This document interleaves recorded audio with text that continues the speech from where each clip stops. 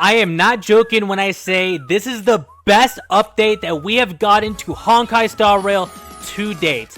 We have amazing characters, story told in a different way that we've never seen before, events that are worth our time and reward us, and the anniversary awards blew my mind. So I'm not going to waste any more of your guys' time. This is the Honkai Star Rail 2.1 Anniversary Livestream Summary. Hope you guys enjoy. And as usual, we have our first redemption code right here. Remember, they expire by the end of today, which is March 16th of 2024. You have to input it today, otherwise you won't be able to get it. So right off the bat, something awesome that they just introduced to Honkai Star Rail is multiple perspectives, and you can switch in between the characters. So as an example, there are going to be times where we can switch to Acheron and we can see what's going on from her point of view. And it does look like we can also even see from Adventurine's point of view, and maybe we'll be able to play as him. This is an amazing addition, and they do call it a minor update, but in all honesty, I think this is an amazing update because this is going to affect how Trailblaze's quests are going to be in the future. I gotta give props to the Star Rail devs. Great job, keep it up. So our first new character is going to be Acheron. She does electric damage and she follows the path of nihility. And I can very confidently say that we have never had a character like Acheron before. So her basic attack is nothing special, just a basic attack. But look at this skill. Oh my god, is that not the most sexy skill you have ever seen in your life? Acheron is looking like a character that's going to be very SP hungry because you want to use her skill every single time she's on the field. And the reason for that is because she doesn't have energy like a normal character would be. You want to inflict debuffs on the enemy, so you want to pair her with other nihility to ideally make her as efficient as possible. The way her kit works is the more debuffs that the enemy has, the faster her ultimate charges, which we're about to get into right now. This has to be the coolest ultimate I have ever seen so far. Just look at it. She does an entire domain expansion and you can attack multiple times. How cool is that?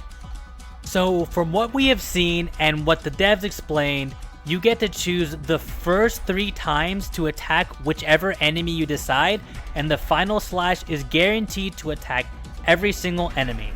This makes her multi-purpose to where you can either wipe out a few trash mobs or you can all in on a certain boss. And her technique is also really cool. You can chain it multiple times to just completely kill off weak enemies. However, it doesn't work on the stronger enemies, so you can't just instantly kill Memory of Chaos or Swarm Disaster bosses. Alright, my friends. Let's talk about Adventurine. Adventurine is going to be an imaginary unit, and he does preservation. Wait, does preservation? Huh? Adventurine could potentially be one of the best characters in the entire game. When he uses his skill, he provides a team-wide shield.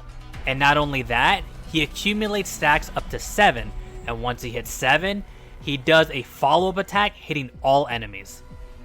Not only does he do a counterattack, but his follow-up also provides the team with shields as well.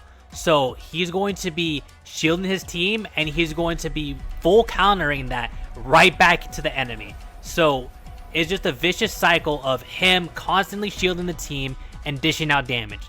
It's the bruiser character I've always wanted. And if you thought that was good, just wait until you see his ultimate. So Adventurine's ultimate targets one enemy, and they're inflicted with a debuff. And that debuff inflicts the enemy to take even more crit damage.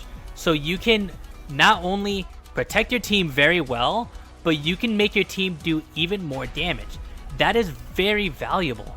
Although it is possible for Adventurine not to be the very best character in the game, there's no denying that he brings immense value to your team.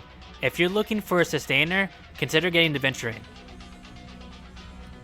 And for our final character is going to be Gallagher, which is going to be a pyro character that follows the path of abundance. So for his skill, it's exactly what you think it is. He chooses a character and then he heals them a certain amount.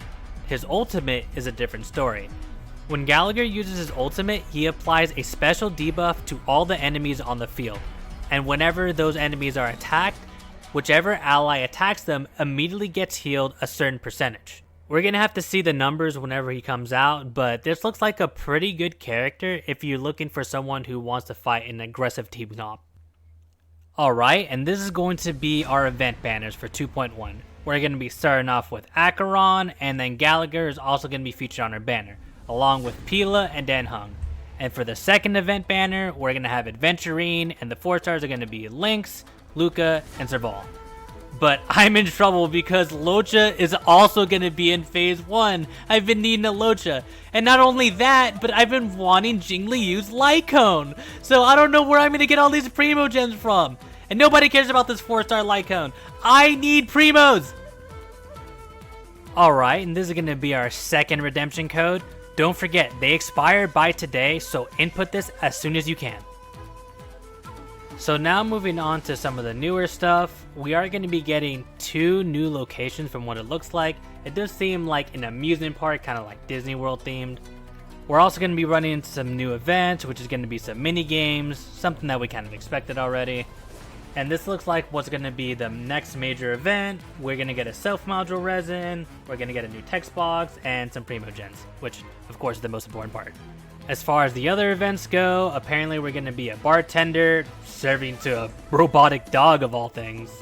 And apparently there's going to be different dialogue depending on how the drink is made, whether you do it correctly or you mess up. We'll have to see. There's also going to be another combat focused event called Tides of War, where it looks like you're going to apply like various buffs or debuffs. Can't really tell because the language is different. But yeah, another wacky combat event just for fun. Doesn't look like we're going to be taking this too seriously. We're also getting an update to Simulated Universe, and we're going to get World 9 added, which means we're also going to get 2 more planetary sets. One of them is supposed to be for DPS, and another one is supposed to be granting various buffs if you have people with the same path. Now, this is something that sent me over the moon. In one of my previous videos, I was begging MiHoYo to please find a way to where we can farm planetary ornaments at a more effective rate.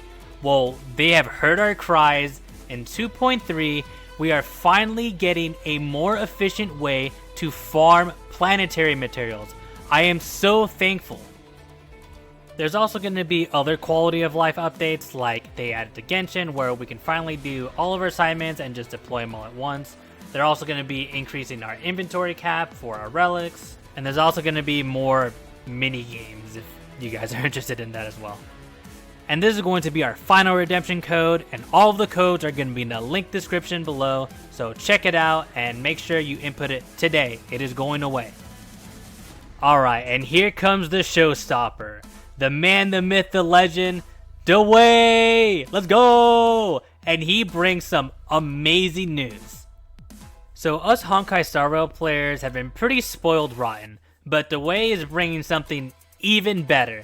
So he's giving us a 300% upgrade instead of the usual double, but it gets even better. So instead of the usual 10 free pulls that we get, we're getting 20 free pulls. And on the anniversary of Honkai Star Rail, which is going to be the 26th, we're getting another 10 pulls for a grand total of 30 free pulls this patch.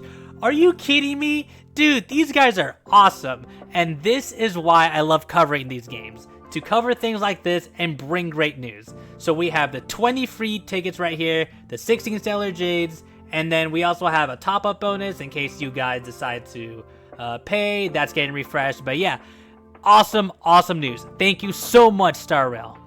And that's really gonna wrap it up for version 2.1 special program. Now, before you guys leave, I do have something special I want to tell you guys. Now, if you've been following my channel from the beginning, I've expressed that covering these update videos was the main reason why I wanted to start my channel to begin with. I just have a blast informing you guys so you guys are knowing what's to come and being the first one to tell you guys because it's just so enjoyable for me. So I really do hope you guys tune in. I got a lot more in store and I'm not stopping anytime soon. So yeah, thank you so much for watching. I really do appreciate you guys clicking on the video and tuning in every single time.